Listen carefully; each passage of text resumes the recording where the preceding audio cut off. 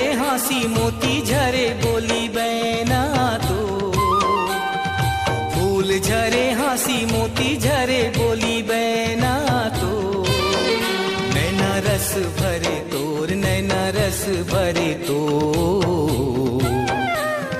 झरे मैं आहू के सराबोर तरस रही जाए जिया मोर, झरे मैं आहू के सराबोर तरस रही जाए जिया मोर। काया पुनवासी मैया बड़ा मन मोहनाथ, काया पुनवासी मैया बड़ा मन मोहनाथ,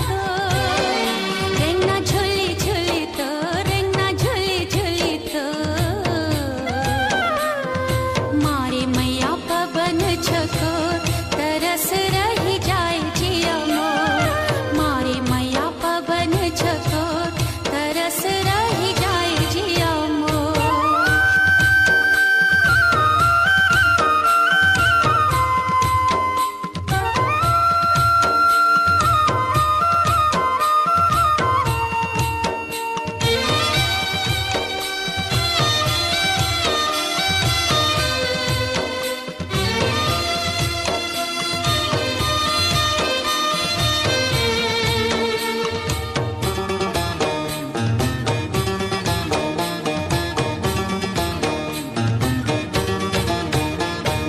छलकत नदियाँ की धार कस तन रे,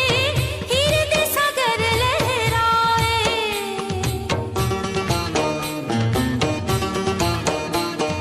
सुख तोर हरियर हरियर धन हा,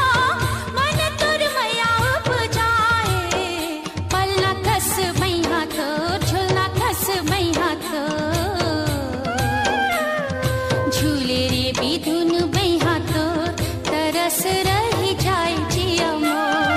झूले रे बिधुन मैया तोर तरस रही जाए जिया मोर।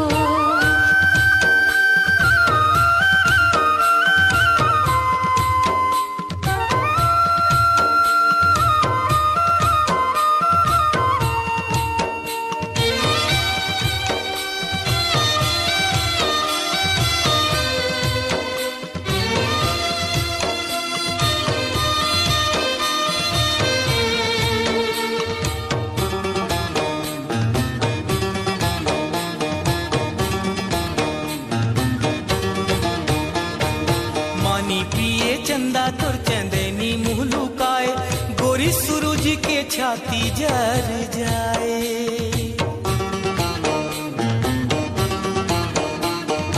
मारी रंग रेली जब तिरछी नजर, घटा सावन पिया से मर जाए,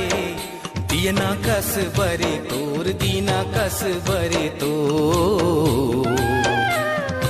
करे गोरी रूप के अंजोर तरस रही जाए जिया मोर, करे गोरी रूप के अंजोर तरस रही जाए जिया मोर।